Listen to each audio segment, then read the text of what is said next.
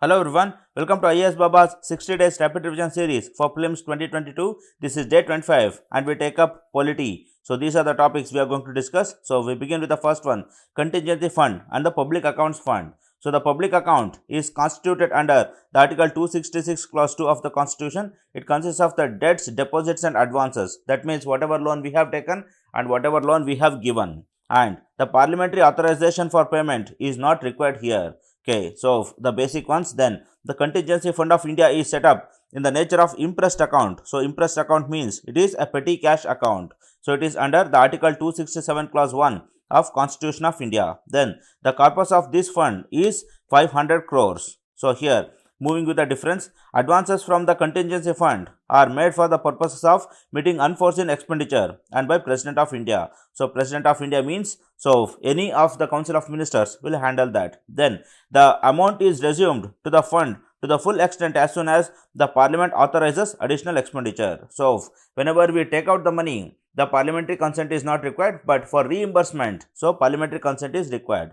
Then the Secretary to the Government of India, that is Ministry of Finance and Department of Economic Affairs, so holds the fund on behalf of President. So he is the officer who holds the contingency fund. So these are the two differences. Then come to next, the National Disaster Response Fund and the PM Relief Fund. So here we have a controversy over here because the PM Cares Fund. So many critics they said that PM Cares Fund was established despite the presence of NDRF. So we will see how they are different. So the Prime Minister's National Relief Fund in India, it is a fund raised to provide the support for the people affected by the natural and man-made disasters. So but obvious, and then it was established entirely with the public contributions. So here Jawaharlal Nehru, he established this one only to make sure that the money will be supplied for the rehabilitation of the post-partition victims. So that is why it was. And here one of the most important clauses, this public contributions. So NDRF, the National Disaster Response Fund,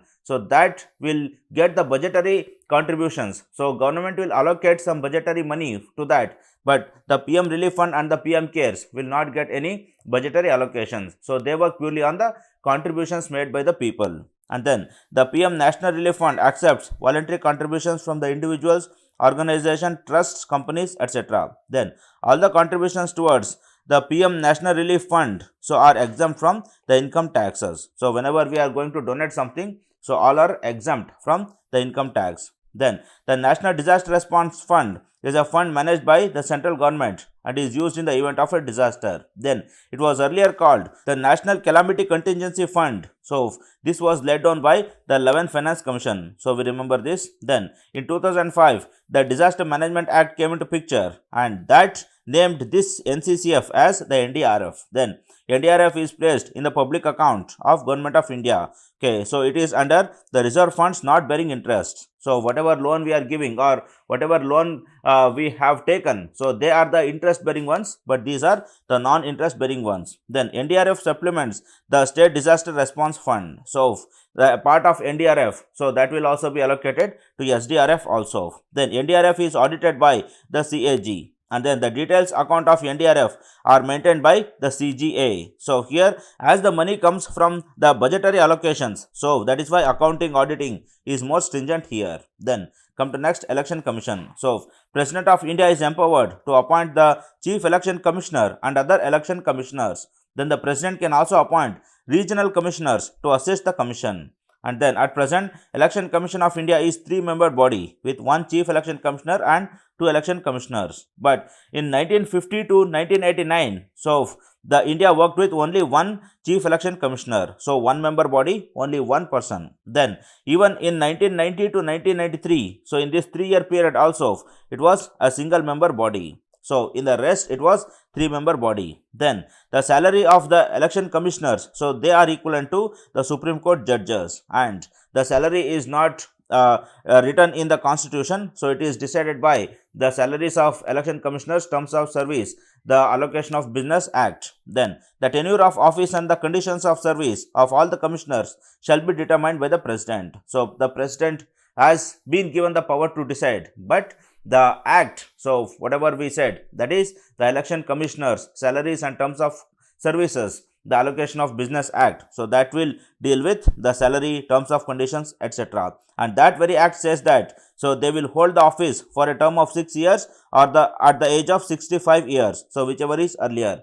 Say for example, I have a term of 6 years, but before that if I attain 65 years, then I will be retired. Then if the Chief Election Commissioner and the other election commissioners differs in their opinion on any matter, so such matter shall be decided by according to the opinion of majority. So majority rules in case of any the differences of opinions. Then the important clauses of RPA. Friends, here we have to make sure that the RPA 1950 and RPA 1951. So why both are present? So there is a slight difference between the two acts. So here we consider the 1950 Act. So this says about the allocation of seats and delimitation of constituencies. Okay, so how much seats should be allocated for which state, which assembly, so that one. Then electoral rolls for parliamentary constituencies. So it also prepares the electoral rolls. Then electoral rolls for assembly constituencies. Then electoral rolls for the council constituencies. So even for the legislative councils. So it applies. Then there are various schedules which speak of allocation of seats to the House of People, legislative assemblies and others. Friends, these are the static ones. These are the basic definitions and basic numbers which the election should bear. So that is why all these basics are given in 1950, but how the election should be conducted. So these are given in the 1951 Act. So here we have the Representation of Peoples Act 1951. So this act, so this provides for the actual conduct of the elections, then the administrative machinery for conducting elections, then how the polling should go, then the election offences, what are they, and then the election disputes, so who will deal, how they have to be dealt with, then by-elections, when they will be held, and then registration of political parties. So these are the dynamic ones. So that's why they are present in the second act. Then come to next, the defection and the recent cases of the defection. So here we have a brief on the static, that is the 10th schedule that deals with the defection. So we have some grounds for disqualification in terms of defection. That is, if an elected member gives up his membership of a political party voluntarily, so voluntary resignation is also amenable for defection. Then if he votes or abstains from voting in the House contrary to any direction issued by his political party, that means if he violates the whip of that party and if he votes against the whip, then he is amenable for disqualification. Then if any member who is independently elected, if he joins any party, so any independent candidate, he cannot join any party. Then if any nominated member joins any political party after the end of 6 months, so a nominated person, so he can join any party. So that means this person, the nominated person, so he will not be coming to the assembly with any ideologies. So after getting elected, he can expose himself to any other ideologies. But the independent candidate, he will come with his own independent ideology. So now if he joins the other party, so that means he is accepting others' ideology. That means he is corrupting his own ideology. So that is why there is a complete bar for an independent candidate, but there is no such bar for the nominated candidate. So before the end of 6 months, nominated member, he can join any other political party. Then the decision on disqualification questions on the ground of defection is deferred to the Speaker or the Chairman of the House. So they are the deciding authorities and their decision is final, and only in case of malified intentions, so they are subject to judicial review. Then all proceedings in relation to the disqualification are considered to be proceedings in the Parliament or the state legislature. Okay, so these are some of the clauses. And then exceptions under the anti-defection law. So in the situation where 2/3 of the legislators of a political party decide to merge into another party, so they can merge. So that means, so here we have two parties, and if this party, so here if 2/3 of the members, if they decide, so whole party will merge with this party like this. Okay, so then any person elected as a chairman or a speaker, so can resign from his party and rejoin the party if he demits that post. So this is basically given to uphold the impartiality of the speaker. Then earlier the law allowed parties to split, but at present it has been outlawed. So earlier if 1/3 of the members of the party agreed, so this part would have been split and they would have existed independently, but now it is not possible. Then recent cases, the Rajasthan case, so the famous Sachin Pilot case. So here it is like there was rumors that Sachin Pilot along with other MLAs, so he would defect. So that's why speaker, he straight away went on and he gave the notice for them. And now the controversy arose, like before we defecting, so only by the rumors, how can you give a notice for us? So that was the controversy there. and then the Karnataka case. So here in the Karnataka case there was a hung assembly, and the governor, instead of calling a leader who is having the majority coalition, he called the leader of that party which didn't enjoy the majority. So there was again controversy. Then the hung assembly of Goa right now. So here there was a hung assembly, and BJP along with the support of independent candidates, so they formed the government. So here those independent candidates, so they didn't join the party, they gave the support from outside. Okay, so there is a difference between joining the party and giving the support from outside. So we remember those points here. Then come to next, the committees on electoral reforms. So here we have some of the committees. First is the Jayaprakash Narayan committee. So it recommended to elect 3-member election commission. So that we already have on the basis of this recommendation. Then to reduce the voting age from 21 to 19 years. So again that also we have done. Then Dinesh Goswami committee. So this was one of the progressive committees. So here the ordering of repoll or countermanding should be not only be on the report of the returning officer but also otherwise. That means the repoll, re-election or countermanding of an election, so that should be taken up not only on the basis of the report sent by the returning officer, but even if it doesn't send a report, so even then it should be conducted. So this was mainly to make sure that even if the returning officer is biased, so the election process should not be biased. Then to give election commission the requisite powers to appoint the investigating agencies and prosecuting agencies and constitution of special courts. So more appointment powers for election commission means more autonomy for them. Then defection should be illegal only in case of voluntary give up or voting in no confidence motion. So if someone is forced to give up, so then that is not defection. So if only if they voluntarily give up, that is a defection. And the second one is, so they should vote only in the no confidence motion against the whip for the disqualification. So in other laws, even if they vote against the whip, so that should not be amenable for disqualification. So the second clause, it gave some impetus to the freedom of speech and expression of the MPs. So they can vote otherwise in other laws, but as and when it comes to the no confidence motion, so they should vote according to the whip. Then the question of disqualification of members should not be decided by the speaker or the chairman of the concerned house. So they should be handed over to judiciary or any other body. Then should shift to proportional representation, because not all communities are represented properly in the parliament. Say for example women, so we have a very least representation of women, so that is why. Then there should be a fresh delimitation on the basis of 1981 census, and there should be a provision for rotation of reserved seats for scheduled caste and scheduled tribes. So this rotation we have already implemented. And then no candidates should be allowed to contest an election from more than 2 constituencies. So we already have this. Then the age of candidates for assembly, that is the legislative assembly seats, should be reduced to 21, and that for the legislative councils that should be 25. Then the security deposit for Lok Sabha and state assembly should be increased, so to encourage only the serious candidates. Then the amount should be forfeited if the candidate fails to secure 1/4 of the total votes. So this we already have, that is the security deposit. Then the number of proposals to nominations should also be increased. So again, to gather more and more serious candidates and to rid off the non-serious ones. Then the model code of conduct be framed for the use of official machinery and the transport media and the funding of elections. So the model code of conduct we already have again. Then there should be a ban on the transfer of officials and staff concerned with the elections. So the officers who are in election duty, they should not be transferred. Then the Justice Jeevan Reddy Commission. So the commission advocated a total ban on the splits and merger of political parties during the term of Lok Sabha or Legislative Assembly. So a complete ban. Then once a member has been elected on a ticket of a particularly recognized party, so he cannot move on unless and until the government dissolves or unless and until he finishes his term. So a very strict take on the defection. Then a person should be disqualified from contesting elections to the Lok Sabha or an assembly if he or she is convicted under the offences of Representation of People Act 1951. Then Tarkunde Committee. The committee recommended the formation of Voters' Council in as many constituencies as possible, which can help in free or fair elections. So here the Voters' Council, so that means, so the voters should inspect the election machinery, and if there are any fishy things going on, so they should report to the concerned authority. So again, to maintain the free and fairness of the election. Then the electoral bonds. So electoral bonds were also in news. So once the election happens, so people always, they come up with the cases against the party saying that this party had got 40 crores from this company and the company gave that bond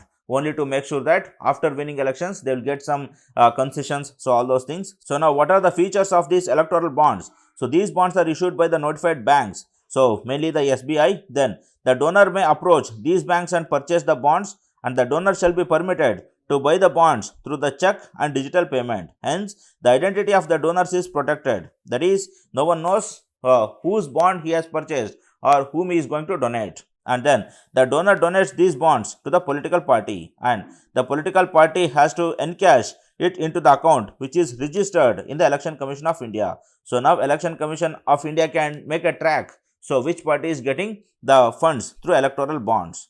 And then coming to next, the functions of Speaker and Deputy Speaker. Again, the simple one. So here, he presides over the meetings of the Lok Sabha and conducts its proceedings, and then he maintains the perfect order and discipline inside the House. Then, in consultation with the leader of the House, the Speaker determines the time to be allowed to the debates on the President's speech or address and the days to be devoted to the private member's bill. So here, make sure that the consultation of the leader of the House becomes important. Then, he is the final judge on the admissibility of the questions and resolutions and the motions. Then, the Speaker is to decide whether or not a bill is a money bill. So this is his final and the holy authority. And then, in case of tie, he has a casting vote in his pocket. So he puts the casting vote only if he is a Speaker. And if the Deputy Speaker is in the Speaker's chair, so Deputy Speaker will enjoy that casting vote opportunity. Then, any member of the House who resigns his office should address his letter of resignation to the Speaker. Then, he is the guardian and custodian of the rights and privileges of the members of Parliament.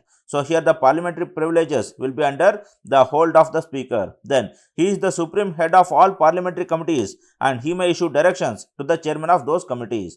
Then, he is also ex officio chairman of a few committees of the House, such as Business Advisory Committee, Rules Committee, General Purpose Committee and others. Then, all communications between the Parliament and the President take place through the Speaker. Okay, so these are some of the ones. Then, coming to the Deputy Speaker. So, the Deputy Speaker acts as the Speaker when the Speaker's office is absent or vacant. Okay, and then the Deputy Speaker assumes all the powers of the Speaker whenever he is absent or vacant, and he or she also presides over a joint meeting whenever the Speaker is absent or his seat is vacant. Then the Deputy Speaker, like the Speaker, has the right to vote in the event of tie, so he enjoys the casting vote. And then whenever the Deputy Speaker is appointed as a member of a parliamentary committee, he becomes the automatical head or the ex officio chairman of that committee. Then come to next, the enactment of budget. So here we have the process how the budget is enacted. So the first is the budget estimates are prepared by the Ministry of Finance. So Ministry of Finance, so based on the estimated income and expenditure of various ministries and departments, so sent to it, so it will prepare one budget. So that means the Finance Ministry will communicate with all the ministries and it will say, so what is your expenditure in the last year, how much you want in the next year, so send me all those details. So Finance Ministry will compile all of them, and now the budget is prepared. Then the budget is submitted by the Finance Minister or it is presented to the Cabinet. So now the Cabinet approves that budget. Then the budget is ready for presentation in the Parliament. Now the budget is presented accordingly. So the presentation of the budget, so that means the Finance Minister will give 3 to 4 hour speech, and then the general discussion goes on, and then the voting for the demand of grants. So for every sector, for every scheme, so this much we are demanding. So for that demand, the Parliament votes. Now, once the demand for grants is voted out, then for appropriation bill, so that means totally this much money we are going to take from the Consolidated Fund of India next year. Now, the Parliament passes the appropriation bill and then the finance bill. So, lastly, the finance bill means it is like for any schemes, for any initiatives. So, this is the approval given. So, in the financial bills, so other policies can also be included and they can be passed through. So recently we are being seeing that many bills which are not at all related to the finances, so they are being passed, they are being smuggled in the name of these financial bills. So that is why these things become important. Then come to next, election machinery. So we had so many elections this year. We will discuss the election machinery after election commission. So we have election commission in the top, and then we have the chief electoral officer. So he is authorized to supervise the election and work in the state or a union territory. So for one state, the Chief Electoral Officer will be there. Friends, mind you, here the State Election Commission will not at all come into picture. State Election Commission will deal only with the elections of the local self-governments. So as far as the state elections and as far as the general elections, the national elections, it is the Central Election Commission which is the sole authority. Then the Election Commission of India nominates or designates the Chief Electoral Officer in consultation with the state government. So here President will not appoint, the Election Commission will appoint. Then the District Election Officer, so he is the DEO, so he supervises election work for a district. And then the Election Commission of India nominates the District Election Officer in consultation with the state government. Again, the Election Commission of India. Then Returning Officer, he is responsible for the conduct of elections in the parliamentary or state assembly constituency. So for one constituency, Returning Officer will be the head. So give importance to this person. So he is the person who receives the nomination, he is the person who scrutinizes the nomination, and he is the person who declares the result in that constituency. So he is a nodal person in this election machinery. And then the Election Commission of India nominates the Returning Officer in consultation with the state government or the union territory administration. So again, even the Returning Officer is appointed by the Election Commission. Then Electoral Registration Officer is responsible for the preparation of electoral rolls for any constituency. So most of the times Returning Officer himself will be the registration officer. Sometimes they can be separate officer also. Then Presiding Officer conducts the poll at a polling station. So here the registration officer and returning officers, so they are one officers for one constituency, but a presiding officer is an officer for one polling station. And then district election officer appoints the presiding officers and the polling officers. So presiding officers and the polling officers are not appointed by the election commission but by the district election officer. So here the presiding officer is for one polling station and the polling officer is for one polling booth. So one polling station means if there is one school where polling is going on, there will be some 4 to 5 booths. So there will be 4 to 5 polling officer and only one presiding officer. And then Election Commission of India nominates general observers and election expenditure observers for the parliamentary and assembly constituencies. So these are the higher officers. So they are appointed by the Election Commission itself. Then Home Ministry's notification on the OCI card holders. So as per the notification of Ministry of Home Affairs, overseas citizens of India card holders can lay claim to only the NRI quota seats in educational institutions like the NEET, the JEE Mains, JEE Advanced, etc. So here whatever NRI quota is given, only in those quota they have to contest. No separate quota will be given. Then OCIs are not entitled to undertake any missionary, mountaineering, journalism and tablighi activities without the permission of the Government of India. Then the notification says that OCI card holders should be required to obtain a special permission or special permit from the competent authority or the foreigners regional registration officer or the Indian mission to undertake any of these activities. So the permission should be taken up by the FRRO or from the Indian mission. So that is Indian consulate. So these are some of the things in the notification. And now a brief on who is a OCI card holder. So like OCI card holder, so he enjoys the following. That is, the OCI allows multiple entries to visit India for the lifelong for multiple purposes. And you need not register with the FRRO or local police authorities even after a continuous stay of 180 days. So here, if you have a visa and if you are a foreigner, so you have to make sure that you will register yourself within 180 days. But for OCI card holder, so this is not required. Then you can work or study in India without any special permission just like Indian nationals. Then special counters for fast immigration clearance at all international airports. Then financial, economic and educational benefits are on par with NRIs. Then there is parity with the resident Indians in the charges for the domestic airfares, then the fees for the national parks, wildlife sanctuaries, museums and others. Okay, so these are the benefits they enjoy. So earlier we had a differentiation between the PIO and the OCI. So now they have been merged. Okay, so these are some of the advantages. So that if you remember, so we will get some clarity. Then